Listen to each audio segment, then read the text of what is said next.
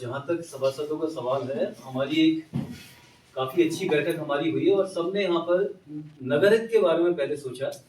जो हमारा सभी सभासदों का अपना मानना है कि हम लोग सब अपने-अपने वार्ड के माध्यम से अपने नगर का चहुमुखी विकास कर सकें।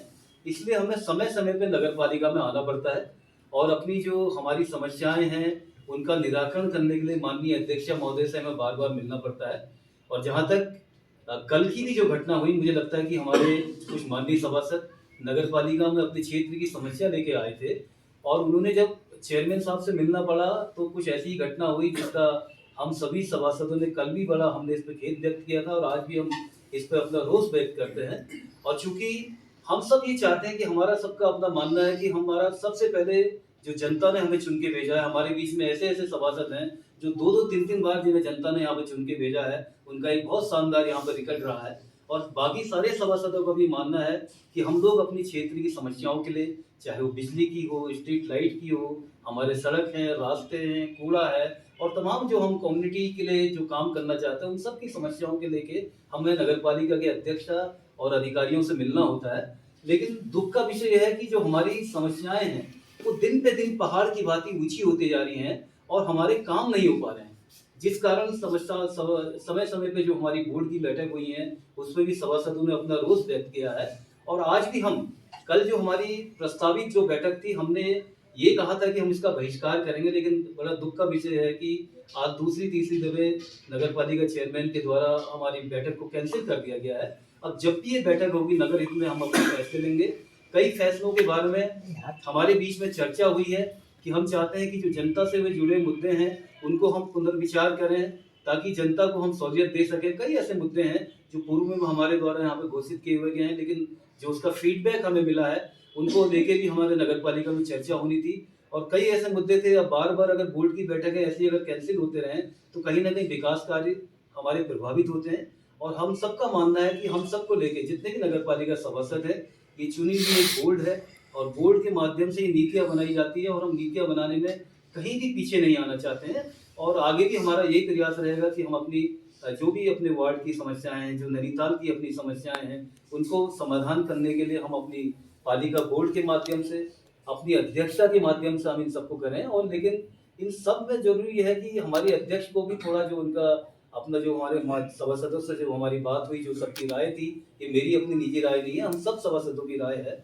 उनको भी थोड़ा अपना रवैया थोड़ा सुधारना पड़ेगा।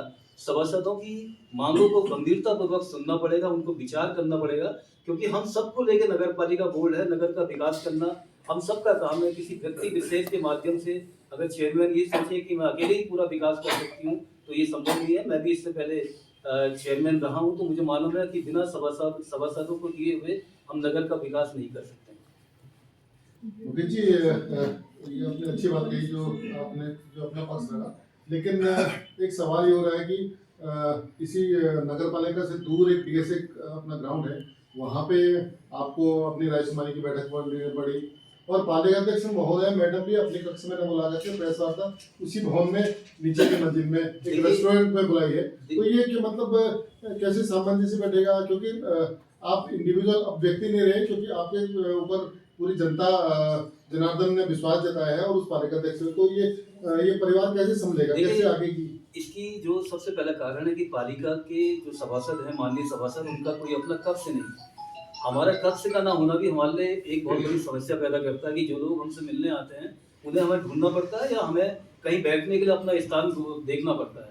और जहाँ तक कि आज हम चाहते थे कि हम मीटिंग हॉल में अपनी इस मीटिंग को करें, लेकिन चूँकि वहाँ पे ऑडिट चल रहा है, वहाँ पे फाइलों का अंबार लगा हुआ है, तो हम लोगों ने ये सोचा कि वहाँ से हम किसी को डिस्टर्ब करें, इससे बढ़िया हमने कहा हम डीएसए में ही आके अपनी यहाँ पे एक बैठक कर लें।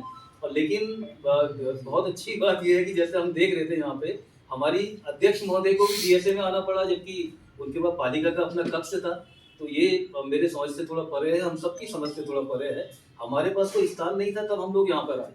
लेकिन चेयरमैन साहिबा को भी अगर फील्ड में आके अपनी प्रेस कॉन्फ्रेंस करनी पड़ रही है, तो ये बात थोड़ी समझ से परे है और हम तो चाहेंगे भविष्य में हमारी जो आज हमारी डिमांड्स हैं, हमने ये भी रखा है कि पालिका सभासदों को एक कक्ष दिया जाए, ताकि जितने भी लोग हमसे मिलने आते हैं, अपनी जो हमारे वार्ड के लोग हैं, क्षेत्र के लोग हैं, उनकी समस्याओं का निराकरण हम कर सकें, उनको बैठ के उनकी समस्याओं को हम सुन सकें।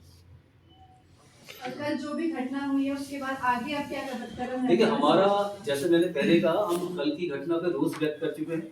हम किसी से कोई ऐसी बात नहीं कहना चाह रहे हैं। हम ये कह रहे हैं कि बार बार ऐसी घटनाओं की पुनरावृत्ति क्यों हो रही है। हमारी माननीय अध्यक्षा महोदय को भी इस पर विचार करना पड़ेगा।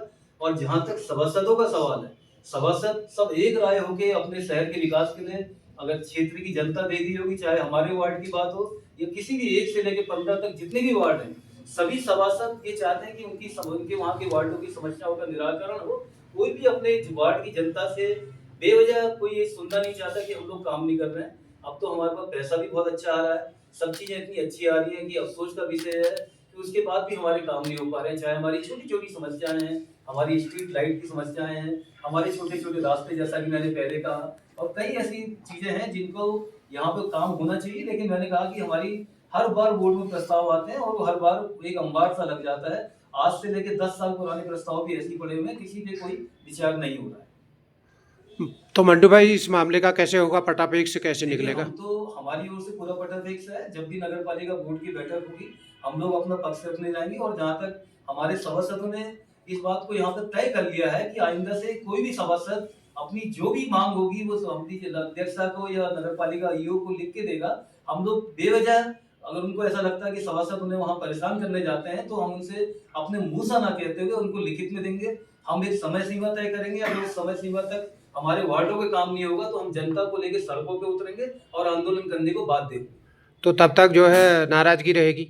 नाराजगी हमारी, देखिए, हमारी नाराजगी, अगर हम माननीय अध्यक्षा जी से, हमारी कोई ऐसी व्यक्तिगत किसी की कोई नाराजगी नहीं है। वो हमारी मुखिया है, शहर की मुखिया है, यहाँ की प्रथम व्यक्ति हैं, उनके प्रति नाराजगी नहीं है। लेकिन थोड़ी सी कार्यशैली को लेकर थोड़ी नाराजगी है। भविष्य में अगर कार्यशैली सुधरी गई तो बहुत अच्छा माहौल शहर के अंदर बना रहेगा, क्योंकि सभी लोग विकास के लिए चाहते हैं। हम उनकी ईमानदारी और उनकी जो अपनी कार्य करने की निष्ठा है, उस पर हमें कोई शक नहीं। पर यह है कि थोड़ा सा वो अपनी कार्यशैली बदल दे, जिससे कि सारे के सारे सभासदों में उनकी नाराजगी दूर हो। और हमने तय कर लिया है कि आज के बाद कोई भी सभासद जो है व्यक्तिगत रूप से उनसे मौखिक में कोई अपनी शिकायत नहीं करेगा। जो भी अपनी शिकायत करेगा वो लिखित रूप में करेगा, और लिखित रूप में आश्वासन से काम नहीं चलेगा। जब तक उसका निराकरण नहीं होगा तब तक हम लोग मानेंगे नहीं। अगर हमारी मांगे नहीं मानी गई तो हम सड़कों पे भी उतरेंगे। उसके बाद हम कोई निर्णय शहर के हित में लेंगे।